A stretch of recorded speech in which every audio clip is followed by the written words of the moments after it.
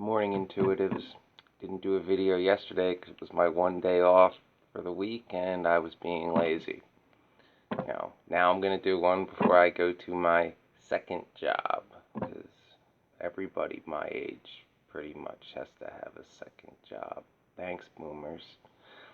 I wanted to talk about a topic I've gotten a few comments on and a few emails on from the point of view as an INFJ and a progressive, and I guess, early end millennial too.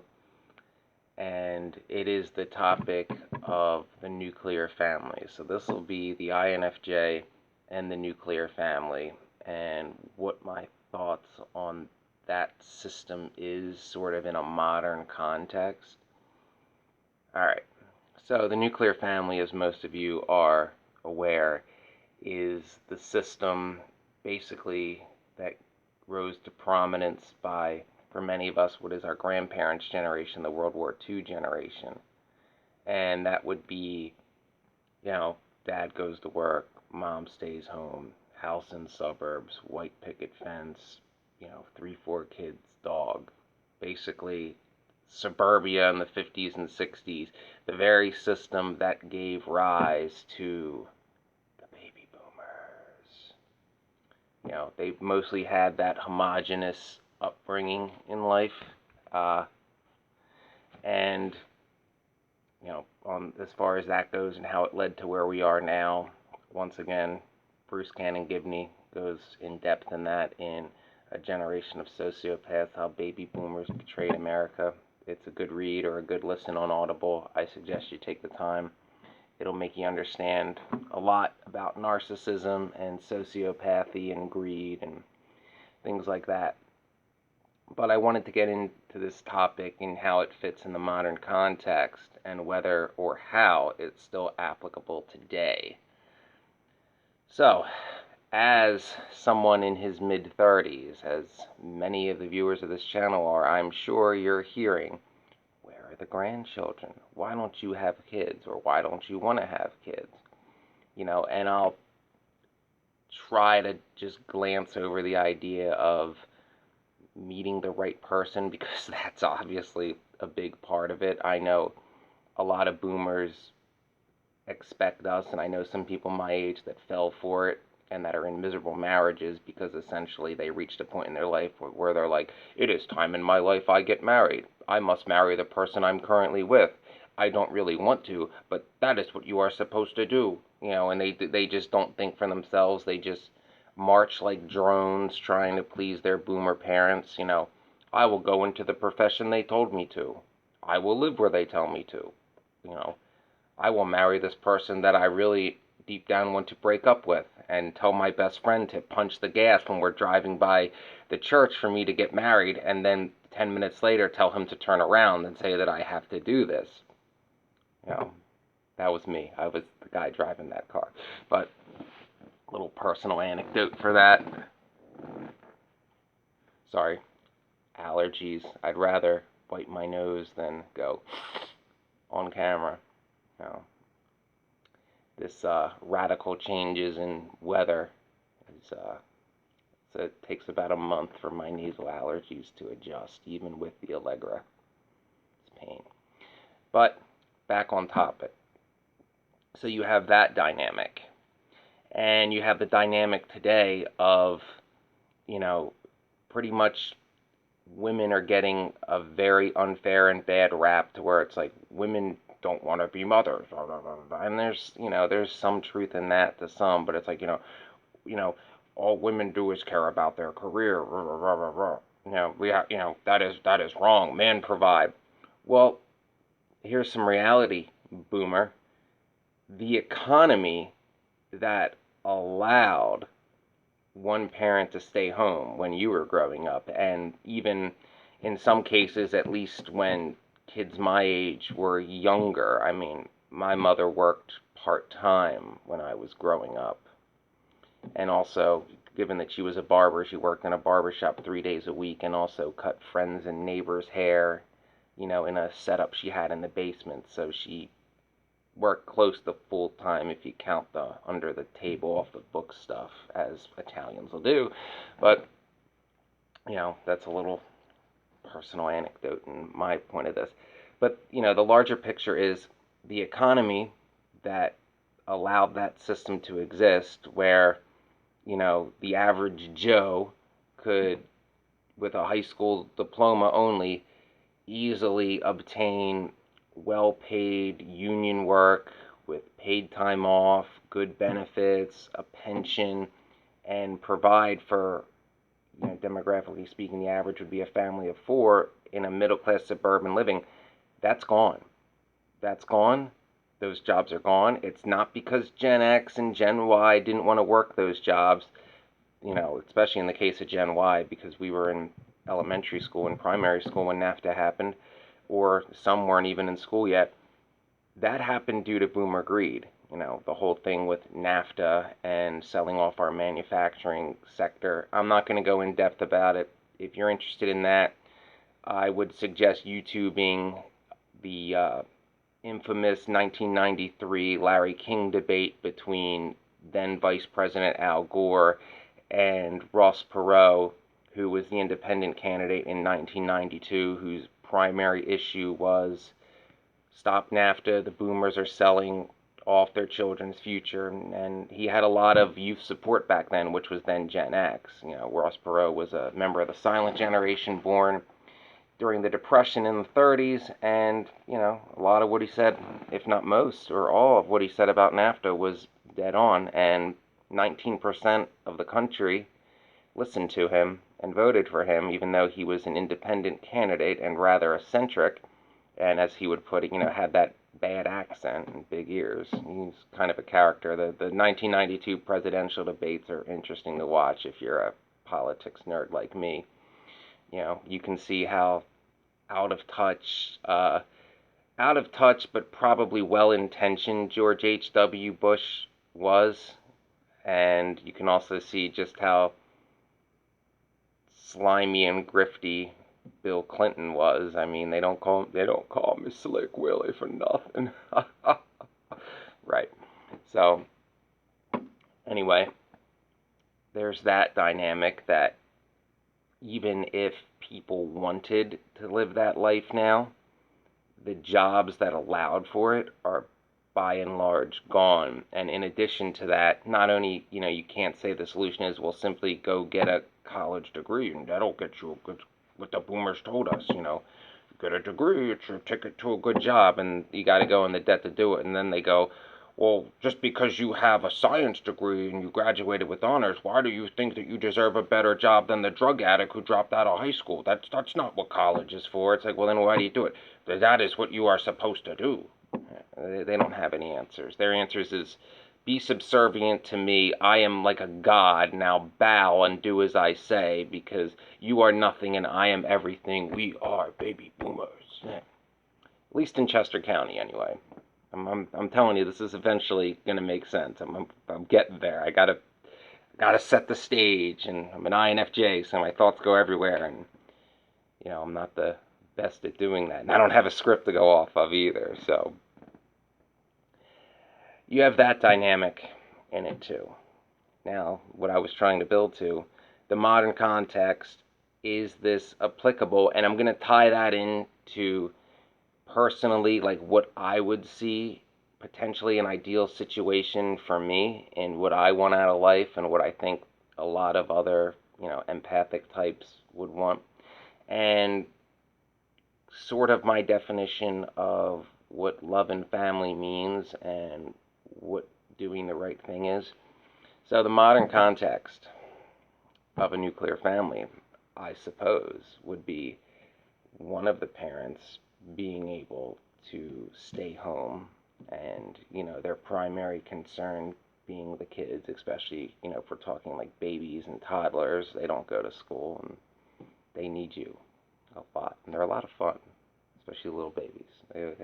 Babies always cheer me up and they love me. It's awesome.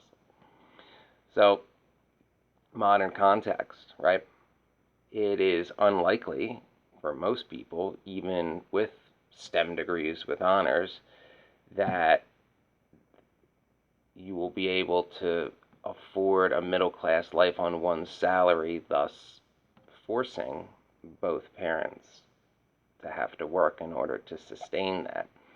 And that's due in part, I mean, there's many theories about that, that's due in part to the boomers too, that they purposely created this system in order to force more people into the workforce to pay for all the benefits that exist specifically for them, like increases in Social Security payouts that literally get cut off when people born 1965, i.e. Gen X, start collecting benefits, or most of all, pensions. Yeah, just for them.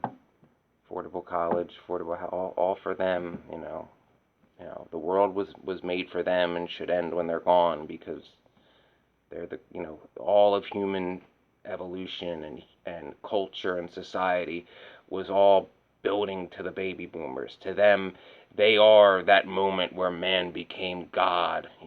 As the Christians like to say about Jesus Christ, the Word became flesh. Baby boomers think of themselves as they are perfection made flesh. So, nuclear family today, huh? Unobtainable for a lot of people.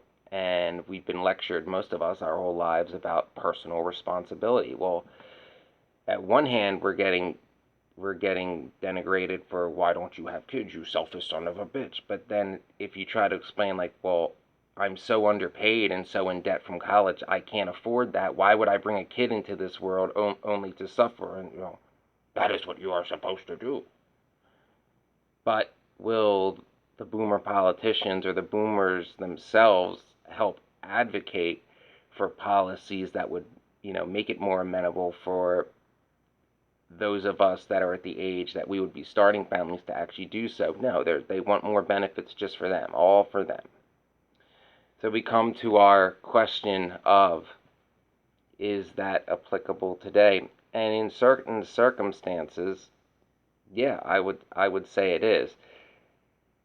Now, we are long past, and rightfully so, the idea of that it is solely, the female's job to nurture and provide child care, and that it is, the man's job to simply drag his knuckles to some menial job and work it, and then stop at the bar on the way home and come home and expect dinner to be on the table. I wouldn't want to do that even if I could. Although the boomers would love if I was running a landscape company and living that life and coming home to a woman I didn't love just in Chester County, because that is what you are supposed to do. So what would be sort of like the ideal situation of, I would say, a more modernized nuclear family in this day and age for people that are, of child rearing years today? Well, first and foremost, actually being with somebody you love, that you actually would want to start a family with and co-parent with. And when I mean co-parent, I mean, both parents, male and female, or male and male, female and female, what have you. I'm mostly going to speak male and female because I'm speaking of this from my perspective as a heterosexual, demisexual INFJ. Right. It's equal responsibility. Hey guys, like, let me give a little truth here. You, or we, are capable of taking care of children just as much as women are, with the exception of breastfeeding. That is, aside from that, we can change diapers, we can watch the kids, we can bathe them, we can get them dressed. I know this. I've done it with my friends' kids, and then the babies are quite happy too. Especially if you're like 6 foot like me and you lift them up in the air, they love that. They love, a little baby loves it when they feel like they're all big and tall and they're towering over their parents. But how would this system, be applicable today? How would one afford that? Well, you may, God forbid, in Chestertology, have to break with tradition. And what I'm getting at is, if you are a man who wants a family and you find, like the right woman to marry, and, that's all unconditional love, you found the blue rose, so to say. And let's say she's more successful than you, would it not be your duty to be the one who offers to be the primary caregiver of the children, assuming that, you can comfortably live off of her salary and she wants to continue to work? What I'm getting at is the idea that in order to have that system, if it is financially possible, that the only way to do it is for the male to have a job where the family can live off of, and the female must give up her career, even if it's more, financially prosperous than yours, even if she doesn't want to give that up, and you may work a job you hate and be very willing to stay home. You must not do that, because tradition, that's what has to be shattered in the idea that this system could exist today. I'm going to give some anecdotal evidence. I mentioned some of the most unhappy marriages that I know. One of the happiest marriages I know was a friend of mine that I worked when I was working as an expo in a restaurant back in 2014. Guy's name was Chris. He was a bartender 2 nights a week. He was a restaurant manager prior to that. And his wife was a vice president of some sort at a bank, six-figure job. They decided to have a family. Now, Chris is like a big kid, but she continued her career, and he, went to being a part-time bartender 2 nights a week, and he stayed home and take care of the little kids, because that's what was best for them, for their family. The kids are happy and being taken care of by one of their parents. One of their parents has a job that can support the family, and it just so happens that in that case it was his wife who could do that, and that system works. However, traditionalists will rail against that system and would basically say, like, no, can't do that. Like, woman gotta stay at home, give up six-figure job. You, man, go cut grass for 80 hours a week, and that's how it's supposed to be, because we said so. Feminism bad. Something along those lines. I'm oversimplifying it, but they would more or less give an argument, tradition for tradition's sake, regardless of what would be best for that family unit or for that married couple. All that matters to them is basically what the perception of other baby boomers are, because that's their whole lives, is trying to impress other boomers and being like, look what I have that you don't, I'm better than you. That's their whole existence for living, is keeping up with the Joneses. So, we'll take what I would have wanted out of life in an ideal situation. So, as you all know, my dream job was to be a professional firefighter, and what happened. Now, I'm not going to get deep into what a firefighter does. It's a lot more than fighting fire. But the one part I do have to mention to explain my scenario here is that a professional firefighter's schedule is like no other profession. It varies a little bit, but the most common model, and the model that the Arlington County Fire Department has, is basically, and there's a little variance to it, but you will work 24 hours, you're off 24 hours, you will work 24 hours, and you are off 4 days, and that rotation is called a tour of duty. So that schedule, essentially you're working 2 days a week. Granted, it's all day, but there are 4 days a week in most cases, not counting if you voluntarily sign up for overtime or anything, that you will not be at your job. You will have free time. In other words, you're home, and you could be watching the kids, right? So in my situation, with that job, which is the job I always wanted, and I'm totally would have been fulfilled helping people, making a living that at least I could comfortably live off of, no problem, even in an expensive area like Arlington County. Ideally, of course, moving to Arlington, I wanted to meet the right girl. And, I tend to be drawn towards women that are driven and ambitious, but not driven and ambitious in the sense where they, just want to make more money, money, money, money, money, money. Got to get the Mercedes, got to get the McMansion. No, like I'm drawn to women who are ambitious for the cause of whatever it is they believe in. Like perhaps they're, a civil rights attorney, trying to break the old boys club because they despise it as much as I do. Or perhaps they're a pediatric nurse who wants to help save as many kids as possible, or they're a college professor who wants to pass on knowledge and help educate the future generations in a way that's actually applicable for the times and not just learning something for learning's sake. Maybe they're a doctor or an art gallery manager or a theater actor who uses acting to convey a message of change or to convey how society needs to change or suffering or pain or touchy subjects through a fictional character that resonates with people and makes them think of how the real world needs to change in response to that. Things like that.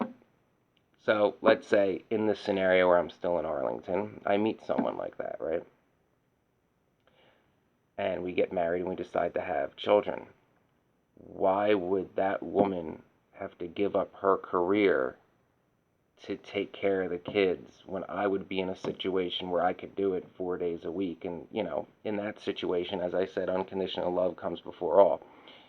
If I was in Arlington and still single, I would be so laser focused on my career, like, gotta make lieutenant, gotta make lieutenant, gotta make lieutenant, gotta get technical rescue training, gotta get all these extra certs, gotta be the most fucking badass truckie you've ever seen, right? But in a situation where one has a wife and kids, your career shouldn't be number one. I mean, obviously, you need a career in order to support that family unit, but that shouldn't be number one anymore. So if I was in that situation, yeah, I'd still, enjoy being a firefighter, but I'd be like, oh, okay, I got kids. I'll work my 224s for the first time in my life. I wouldn't sign up for overtime. And he'd be like, nah, I'll worry about making lieutenant like when they're in school. I got more important things to do right now. And I actually would probably be looking forward to being at home rather than being at the firehouse in this very hypothetical scenario. So let's say we take it into a modern context where, as you all know, it is highly unlikely that I will ever become a professional firefighter again. Perhaps if I move to the UK or Ireland and I'm outside the reach of the IAFF, there's a ghost of a chance. Yeah. But let's say, we're going to use me as an example because, I'm me and I'm allowed to surmise and speculate about me. Let's say, I start the nonprofit that I want to start to give aid and help to those who face bullying, hazing, exploitation, sexual abuse at work, and also become an entity that investigates such matters in the workplace instead of workplaces investigating their own people and thus sweeping things under the rug. Good old boys protect good old boys. Trust me, I know how that works. Let's say we're in that scenario. Successful wife, right? Want to have kids. Baby comes, baby's 8 months old, not breastfeeding anymore. She wants to go back to work. Say she's a doctor. She can't, not go into the hospital to be a doctor. I'm running a nonprofit. I can do that from a webcam. I can telecommute to that. Wouldn't in that scenario it make sense that I make sacrifices in my career in order to stay home with the baby? After all, it is my baby, and I'm rather fond of babies. I would be extremely fond of one that was mine and would want to spend as much time with the baby as possible. So wouldn't that scenario make sense not only in the context of what's best for, the child, but also the family unit as a whole, yeah. And guys, if you're more worried about what other men, more or less toxic men, or God forbid if you still care what baby boomers think, instead of what's best for your family, then you've already failed at being the quote type of man you're supposed to be. I mean, if you truly want to call yourself a family man, right? Shouldn't your concern first and foremost be the welfare of that family unit and not what others think about how that family unit functions, perhaps in a non-traditional manner? So that's my thoughts on that. I know, there's some people that a system like that wouldn't work for, but I just wanted to give an example that if a situation like the hypothetical ones that I described is a situation that you're perhaps in, focus on what's best for that your family unit, instead of what other people think. Yes, women are capable of being providers. That's not something that's uniquely male, like something that like breastfeeding is uniquely female, and to me, when I was always taught a man has to sacrifice for his family, well, perhaps that sacrifice is sacrificing that dream career, because that dream career, whatever it may be, is not, and never can be, as economically prosperous as, say, your wife's career that she doesn't want to give up. Maybe you take the baby over to her work at lunchtime, and us, the guy, makes dinner for when your wife comes home, or has a bath ready for her, or a cup of tea. I know some guys are looking at me, and looking at me and saying soy boy. And remember, guys that are saying that, I played ice hockey, I played football, I was a competitive power lifter for a little while. I made it through a fire academy. I was an EMT for years. I've been shot. I've had teeth knocked out. Like, come on. Or, is it me that's the one that, is way off in left field? Or is it you that simply need a system that's set up to benefit you simply for the virtue of being male?